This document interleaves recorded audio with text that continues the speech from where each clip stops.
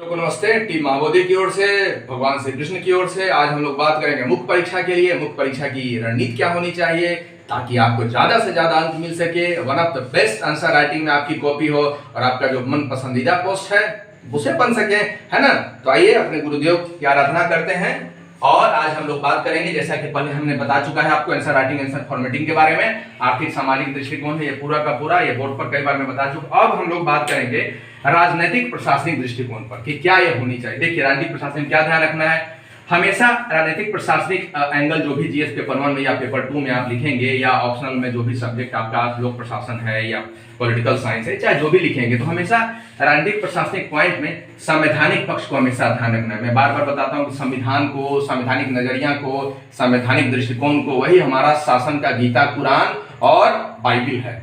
तो संविधान, संवैधानिक नजरिया का ध्यान रखना है। विधि सम्मत आपका आंसर होना चाहिए, जो भी लिखते हैं उसको सही तरीके से लिखें, वैध हो, विधि सम्मत हो, कानूनी तरीके से वो राइट हो, लीगल हो, विधि सम्मत तरीके से लिखना है। प्रशासनिक दृष्टिकोण का हमेशा याद रखना है, जो भी आंसर लिखें हमेशा ध्यान दें कि प्रशासन में उसका क्या औचित्य है, प्रशासनिक रूप से सही है कि नहीं है, गलत है कि नहीं है, सही इसका इम्प्लीमेंट हो सकता है ना। हवाई वाला तो कोई उस तरह का दे दीजिएगा पॉइंट, उसका इम्प्लीमेंटेशन ही संभव नहीं है। कहिएगा कि नहीं भारत के हर बच्चे को प्राइवेट स्कूल में एडमिशन करवाता है, संभव है। अब डीबीटी के माध्यम से हर महीने भारत के बेरोजगारों को 10,000 रुपया देते, संभव है। तो फिर ध्यान रखिएगा, प्रशासनिक होना चाहिए, दृष्टिकोण साफ सुथरा और निष्पक्ष होनी चाहिए, तटस्थता, अनामता का सिद्धांत का पालन करना है, विजन एकदम क्लियर होना चाहिए, टू द पॉइंट लिखना है और क्लियर विजन के साथ लिखना है, गोल मटोल जवाब नहीं देना है, बात नहीं बनाना है। तो दृष्टिकोण क्लियर, जवाबदेहिता, आप जब लिखते हैं तो जवाबदेही, उसकी अकाउंटेबिलिटी होनी चाहिए, समझ रहे हैं ना। चीजों को वैसे लिखना है तार्किक तरीके से,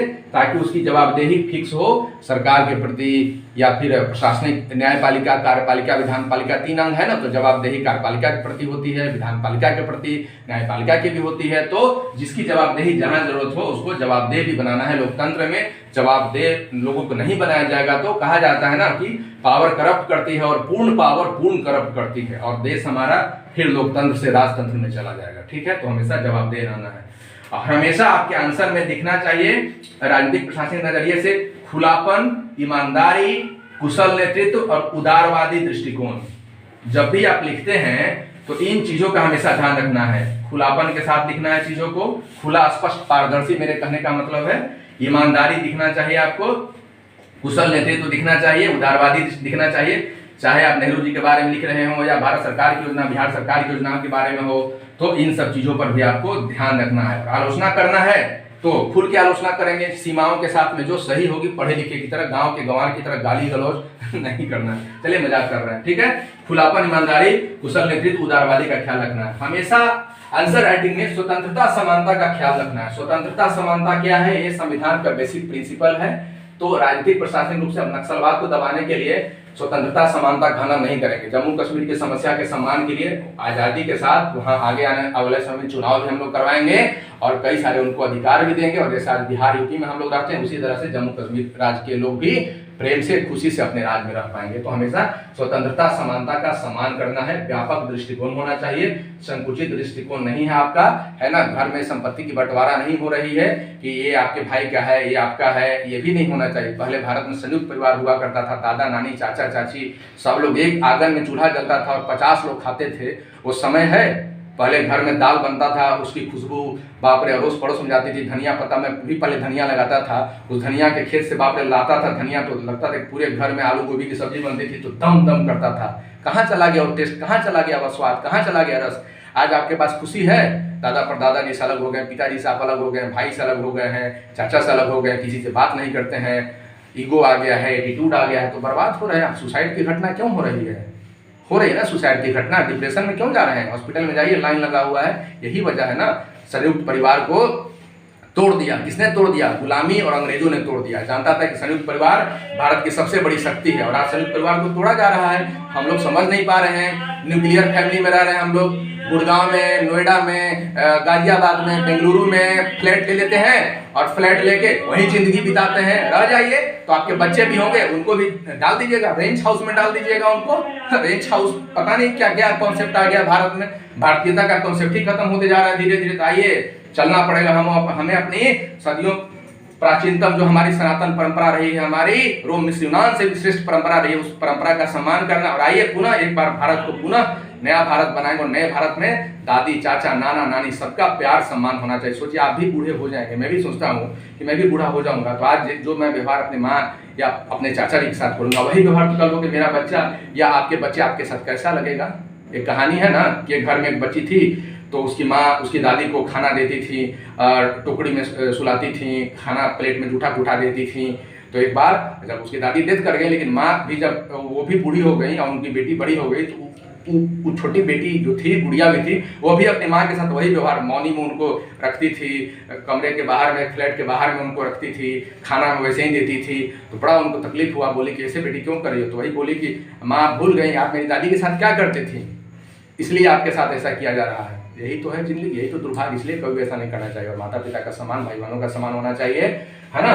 इन सब चीज का हमेशा ध्यान रखिएगा। ये सब नैतिक आदर्श है, बिना नैतिक और चारित्रिक विकास के आप जो है सो आप आगे नहीं बढ़ पाएंगे। तो व्यापक दृष्टिकोण होना चाहिए, निर्णय क्षमता और कल्पना शक्ति आप में होनी चाहिए। अधिकारी बनने जा रहे हैं तो कल्पना शक्ति होनी चाहिए ना। आप कल्पना नहीं करेंगे कि ट्रैफिक की इतनी समस्याएं हैं, हो सकता है कि कल के समय में ऐसा कुछ वाहन आ जाए ताकि वो 40-50 फीट की ऊंचाई पर से एकदम जैसे पैराग्लाइड होता है ना, उस तरह से, जैसे यहाँ से पूर्णिया जा रहा है तो पैराग्लाइड पर बैठे और यहाँ से सीधे पूर्णिया चला गया, हो सकता है। अब नैनो टेक्नोलॉजी, हो सकता है कि आने वाले समय में जो है सो जो घर बनाने के लिए मोटी मोटी ईंटों का प्रयोग होता है, नैनो टेक्नोलॉजी, नैनो फाइबर आ जाएगा, हो सकता है। या अब हमको टेलीपैथी आ जाएगा। अब मोबाइल से हमको कहीं बात करना होता है, अब हमको किसी अपने माँ से, बहन से बात करना होगा, जब आपसे बात करना होगा, ओ राकेश, इस तरह का कुछ होगा। अब हो सकता है आपके पास मैसेज चला जाए। अब घर में सब काम रोबोट का हो सकता है, कुछ उस तरह का कुछ रोबोट आ जाए। कल्पना शक्ति, यही तो कल्पना शक्ति, इंफॉर्मेशन टेक्नोलॉजी हुआ। कोई सोचता होगा कि चांद पर कोई जा सकता है ना, मिसाइल टेक्नोलॉजी। तो दुनिया में बहुत सारी आश्चर्य चीज है, तो कल्पना शक्ति होनी चाहिए। आज बिजली कितनी खपत हो रही है, हम प्लान नहीं कर सकते हैं कि सूर्य की कितनी एनर्जी है, सूर्य के सोलर एनर्जी से ही हम लोग अपने घर के सारे काम से लेके गाड़ी वाड़ी, वाहन, रेलगाड़ी सब सोलर एनर्जी से चले। संभव है, हो भी सकता है, वैसे भी कल्पना करना होगा। हो सकता है कि प्रोडक्शन के बारे में उस तरह के कुछ दाल चावल की फसलें हम लोग ईजाद कर लें, गेहूं, मक्का, चना की, ताकि बहुत ज़्यादा मतलब ये वो उत्पादन दे, उत्पादकता उसकी बढ़े, गुणवत्तापूर्ण उत्पादन दे, ताकि इससे अकाल भुखमरी जैसी समस्याओं को निपटा सके। आइए, तो निर्णय क्षमता और कल्पना शक्ति का हमेशा ध्यान देना। और आपको निर्णय क्षमता होनी चाहिए ना, आप अधिकारी बनेंगे तो कॉपी में दिखना चाहिए निर्णय क्षमता। सैद्धांतिक एवं व्यवहारिक ज्ञान होना चाहिए, ये आंसर राइटिंग में दिखना चाहिए कि आप सिद्धांत को भी और व्यवहार दोनों को परस्पर ही रखना, सिद्धांतवादी होना है ना व्यवहार, दोनों मिला जुला होना चाहिए। अभिप्रेरणा, शिष्टाचार, मानसिक जागरूकता, सार्वजनिक सेवाओं के प्रति समर्पण होना चाहिए। सार्वजनिक सेवाओं के प्रति समर्पण, यही तो आपकी पहचान है ना कि आप सिविल सेवा में आ रहे हैं। तो प्राइवेट में जाए, विप्रो में जाइए, रिलायंस की नौकरी कीजिए, मीडिया ज्वाइन कीजिए, और भी कहीं जाइए, अपना बिजनेस कर लीजिए। सरकारी सेवा में आने का मतलब है कि सार्वजनिक सेवाओं के प्रति समर्पण, ठीक ना। अब स्वच्छ भारत अभियान को गाली नहीं दीजिएगा, कभी भी लोग बाहर खुले में शौच करते हैं, ठीक है। और आत्मनिर्भर भारत अभियान को गाली नहीं दीजिएगा कि भारत के पास तो कुछ है नहीं और चला है आत्मनिर्भर होने, ठीक है। तो वोकल लोकल, ठीक है। तो ध्यान हमेशा रखिएगा, सभी समाज पर समर्पण रखिएगा, ठीक ना। नहीं भी तो डेवलप कीजिए। शिष्टाचार दिखना चाहिए आंसर में, ठीक ना। आप ये नहीं है, आप प्रभु नहीं है, तो शिष्टाचार रखिएगा। प्रधानमंत्री जी को अच्छे शब्द से संबोधित कीजिएगा, या जिस किसी के बारे में लिखिएगा तो उनको सम्मान अदब से, दिल्ली वाली भाषा का प्रयोग नहीं कीजिएगा, तुम तड़ाक धड़ाम धुड़ुम नहीं कीजिएगा। आप, मैं हमेशा लिखते समय सम्मान दीजिएगा अपने से बड़े लोगों को। मानसिक रूप से जागरूक रहना है, जो ये राजनीतिक प्रशासनिक पॉइंट रहेगा तो ये जागरूकता की पहचान। अभिप्रेरणा तो होनी ही चाहिए, अभिप्रेरणा होगा तभी तो चीज़ों को लिख सकेंगे, प्रेरित होंगे। अब आइए लास्ट एक है पर्यावरणीय। पर्यावरण के बिना तो जिंदगी है ही नहीं। पता है नहीं कोरोना क्या कर दिया हम लोग को, कभी आप कल्पना नहीं करते होंगे। 80 सालों में इस तरह की घटना हुई है। हम अपने चचेरे दादाजी हैं, उनसे भी मैं बात करता हूँ। दुर्भाग्य की बात है कि हमारे चचेरे दादाजी थे, उनका कल देहांत हो गया, श्मशान घाट पर मैं भी गया था। बहुत दुर्भाग्य होता है, जाने के बाद वहाँ पर ज्ञान और नेत्र खुलता है कि दुनिया में तो कुछ नहीं है, एक दिन सबको चले जाना है। लेकिन इंसान समझता ही नहीं है। इंसान समझ ले कि सबको एक न एक दिन चले जाना है, तो काहे का शत्रुता और बैर आपस में, फिर भी लेकिन नहीं समझ पाता है। चलिए, हे प्रभु, ईश्वर महान है, नियति महान है, इसको जितना दिन तक रहना है उतना ही दिन तक रहते हैं। तो हमेशा पर्यावरण का सम्मान करना है। कोरोना जैसी बीमारी है या विभिन्न प्रकार की जो महामारी आ रही है या आने वाली है, नेस्ट्रोडमस वर्ल्ड के बहुत बड़े एक साइंटिस्ट, ज्योग्राफर कहिए या ग्रह नक्षत्र वैज्ञानिक इनको कहिए, इन्होंने भविष्यवाणी भी की है कि 2100 आते आते हमारी कहानी, ऐसे भी कलयुग में भी हम लोग के यहाँ कहा गया है कि 3000 3000 ईस्वी आते आते हमारी कहानी खत्म हो गई, लेकिन लगता है कि 2700 2200 आते चलिए ऐसे ही बात कर रहे हैं। ये खत्म नहीं होगा जब हम लोग ईश्वर पर भरोसा रखेंगे, मिलकर रहेंगे, साथ में प्यार से रहेंगे और पर्यावरण का सम्मान करेंगे, तो हम लोग फिर से लाखों सालों तक रहेंगे, हमारी पीढ़ियां रहेंगी। जैसे हम रहे हैं तो मेरी पीढ़ियां रहेंगी। पर्यावरणीय चीजों पर ध्यान दीजिए, प्रकृति प्रेमी होना चाहिए, आपके आंसर में बैलेंस नजरिया होना चाहिए, प्रकृति पर्यावरण के प्रति प्रेम दिखना चाहिए, पर्यावरणवाद का हमेशा सम्मान करना है ना। विकास हो तो पर्यावरण की कसौटी पर, पर्यावरण के विनाश पर नहीं हो। विकास हो तो पर्यावरण के साथ हो, सतत विकास होना चाहिए, इसी को सतत विकास कहते हैं ना, या संपोषणीय विकास कहते हैं। गांधी जी ने क्या कहा कि पृथ्वी हमारी जरूरत पूरी करने के लिए सब कुछ देती है, लेकिन लालच पूरी करने के लिए नहीं। तो संसाधन का उस तरह का इस्तेमाल करना है कि आने वाले पीढ़ियों को भी हम लोग जीने और जीने का अधिकार दें, और हमारे आस पड़ोस बिल्ली, बंदर, कुत्ते, जंगली जानवर हैं, तितलियां हैं, इनको भी तो जीने का अधिकार दें। ठीक है, तो सम्मान करना, पशुओं का भी सम्मान करना है। और मैं एक और अपील करूंगा कि धीरे धीरे आप लोग मांसाहार से शाकाहार की ओर जाइए। ठीक है, हालांकि मछली अंडा ये सब खाइए, लेकिन ज़्यादा मांसाहारी नहीं होइए। चलिए, मेरा निजी राय था, वैसे आप अपने अंतरात्मा की बात सुनिएगा। मानवतावाद का हमेशा सम्मान करना है। मानवतावाद रहेगा तो प्रकृति पर्यावरण प्रेमी हम लोग रहेंगे, मानवतावाद नहीं रहेंगे तो प्रकृति प्रेमी भी नहीं रहेंगे। पता है ना, अशोक ने धम्म के रूप में आज के 2300 साल पहले अशोक ने कहा था कि पशुओं के लिए चिकित्सालय, पशुओं के लिए रहने के लिए जगह, उनके लिए, तो कितनी बड़ी बात है। शहरीकरण पर ध्यान देना है, विकास पर ध्यान देना है हमेशा, लेकिन पर्यावरण के विनाश पर नहीं, है ना। मध्य मार्ग अपनाते हुए, मध्य मार्ग का पालन करना है। पर्यावरण का न्याय, पर्यावरणीय न्याय होना चाहिए, पर्यावरण के प्रति न्याय होना चाहिए।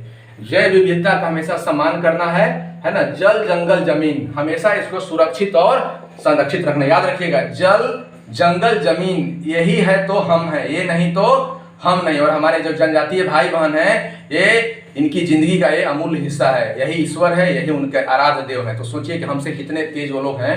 हम आपको अपने जनजातीय भाई बहनों से सीखना होगा। हम समझते हैं कि हम बहुत बुद्धिमान हो गए, 2-4 अक्षर पढ़ के लिए स्कूल में, और कंप्यूटर का ज्ञान क्या हो गया कि हम भाभा बाहुबली हो गए हैं। सीखिए इन लोगों से, हमारे भाई बहनों से जाके देखिए जनजातीय जीवन कितनी अच्छी जिंदगी है, कितनी शांति, कितनी समृद्धि से जीते हैं।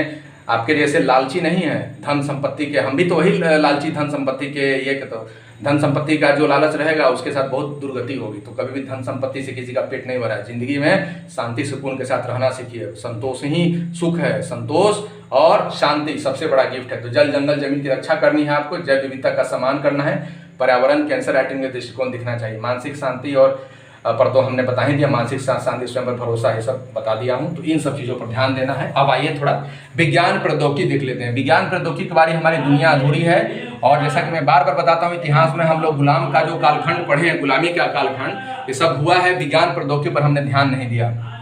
जिसने विज्ञान प्रौद्योगिकी पर ध्यान दिया वो पूरी दुनिया पर राज किया। जो 15वीं 16वीं सदी में पुनर्जागरण प्रबोधन का काल रहा है, यूरोपीय उदय का काल है, यूरोपीय राष्ट्रों का उदय का जो काल है, राष्ट्र राज्यों का जो काल रहा है, और पूरे विश्व पर उनके जो प्रभुत्व का काल रहा है यूरोपीय राज्यों का, वो किसकी कहानी है? वो इसी विज्ञान प्रौद्योगिकी का कहानी है। तो विज्ञान प्रौद्योगिकी में पिछड़ना है कि फिर से गुलाम होना है। इसलिए हमेशा सूचना प्रौद्योगिकी को अव्वल दर्जे का बनाना है, आगे रखना है, और आंसर में इसका दृष्टिकोण दिखना चाहिए। आईसीटी में बार बार इंफॉर्मेशन कम्युनिकेशन टेक्नोलॉजी, आधुनिक विज्ञान प्रौद्योगिकी का पूरा महत्व होना चाहिए, और हमेशा आपके आंसर में इस तरह का नजरिया दिखना चाहिए। ठीक ना, चाहे इंटेलिजेंस, आर्टिफिशियल इंटेलिजेंस हो, चाहे रोबोटिक्स हो, चाहे नैनो टेक्नोलॉजी हो, चाहे कंप्यूटोग्राफी हो, चाहे जो भी हो, बायोटेक्नोलॉजी हो, नैनो टेक्नोलॉजी, सबका ध्यान रखना है। आंसर में जहां जरूरत हो उसका प्रयोग करना है ना। डीआरडीओ का स्पेस मिशन के बारे में जो खोज हो रही है, अनुसंधान हो रही हैं, उसका हमेशा देना। विश्व व्यवस्थाएं का हमेशा सम्मान करना है आपको। WHO, UNO, सार्क है, बिम्स्टेक है, आसियान है, यूनेस्को है, संघाई कोऑपरेशन है, रिंग्स है, G20 है, ओपेक है। तो इन सब चीज़ों का ध्यान देना है। विश्व व्यवस्थाएं यही तो पूरी दुनिया को लेकर चल रही है, नहीं तो फिर first world war, second world war नहीं हो जाएगा। तो यही सब कुछ संस्थाएं हैं ना जो कि विश्व को लेकर चल रही हैं। हालांकि एब्सोल्यूट अभी भी ये चूंकि संस्थाएं पपेट जैसी, पपेट क्या है, कुछ शक्तिशाली देशों के अकॉर्डिंग ये चलती हैं। ये बैलेंस संस्थाएं नहीं है। भारत जैसे देश को संयुक्त राष्ट्र का स्थायी सदस्य मिलना चाहिए, और जो देश हैं तो संस्थाओं को बैलेंस किया जाएगा, तो फिर फर्स्ट सेकंड वर्ल्ड वार या थर्ड वर्ल्ड वार की जरूरत नहीं आएगी। पूरे विश्व में तो लोकतंत्र का राज होगा। विश्व का शांतिपूर्ण उदय होना चाहिए, इस तरह का दृष्टिकोण होना चाहिए। मारामारी का नहीं, न्यूक्लियर पावर पर फोकस नहीं करना है। विश्व का ऐसा उदय होना चाहिए जो शांति सौहार्द के साथ होना चाहिए, शांतिपूर्ण उदय। अफ्रीका में क्या स्थिति है, मोरक्को में है ना, दास प्रथा है, स्लेव सिस्टम है, आतंकवादी, IS ये सब क्या है। तो शांतिपूर्ण उदय होनी चाहिए। और भारत की विदेश नीति क्या होना चाहिए, शांति के साथ हम भारत की विदेश नीति जब भी होगी तो अशोक और बुद्ध के साथ होगी, है ना। लेकिन साथ ही साथ कृष्ण का सुदर्शन भी चाहिए, क्योंकि हमारे अड़ोस पड़ोस जब शत्रु रहेंगे, दुश्मन रहेंगे, तो बुद्ध अशोक की नीति से कुछ नहीं होना है। कृष्ण का सुदर्शन भी रखना है। तो अब हमारी नीति कैसी होनी चाहिए? अब हमारी नीति होनी चाहिए सुदर्शनधारी श्री कृष्ण जैसे गांडीव भी रहेगा यहाँ अर्जुन के हाथ में, है ना। और शांति चाहते हैं तो शक्तिशाली और ताकतवर बनना होगा, और कृष्ण भगवान हम लोग का लगाम रखेंगे, और गांडीवधारी अर्जुन को भी हम लोग को रखना है अपना गुरु बना के। कृष्ण तो हमारे गुरु हैं ही, तो शांति चाहते हैं तो फिर क्रांति पर भी भरोसा रखना होगा और मजबूत शक्तिशाली होना होगा। तो मैं समझता हूँ कि आप इन चीजों को समझ गए होंगे। एक बार अच्छे से स्क्रीनशॉट लीजिए, चिंतन कीजिए, मनन कीजिए, पढ़िए, अध्ययन अध्यापन कीजिए। चीजों को कैसे लिखा जाता है मैं बार बार बता चुका हूँ। फिर मैं आऊंगा अगले स्ट्रेटजी में, अगले एपिसोड में पुनः मैं बताऊंगा चीजों के बारे में। तो मैं समझता हूँ कि आप समझ गए होंगे। तो गुरु दक्षिणा देना नहीं भूलिएगा। गुरु दक्षिणा में महाबोधि को मजबूत करना है, और आने वाले समय में मैं हमारी तमन्नाएं हैं, इच्छाएं हैं, आकांक्षाएं हैं, हजारों हजार वीडियो, 1 2 3 4 नहीं, ये मैं नहीं करूंगा, मैं प्रॉमिस नहीं कर रहा हूं। ये पूरे बिहार के लोगों को करना होगा, पूरे बिहार के अच्छे लोगों को करना होगा। हजारों हजार वीडियो यूट्यूब पर या फेसबुक पर या विभिन्न सोशल साइट्स के माध्यम से बिहार के घर घर के बच्चे बच्चियों को उठा के अधिकारी बनाना होगा। रेलवे में, SSC में, बैंकिंग में, जहां भी उनकी इच्छा हो, खेल खेलना चाहती हैं, खिलाड़ी बनना चाहती हैं, जो ओलंपिक में मेडल जीतना चाहती हैं, क्या बिहार हरियाणा नहीं बन सकता है? तो क्या बिहार की बेटियों में कमी है क्या किस चीज की? तो फिर हमारे आपके जैसे लोग उठेंगे, खड़े होंगे, करेंगे तब ना। तो लाइक नहीं करेंगे, सब्सक्राइब नहीं करेंगे तो कहां से होगा?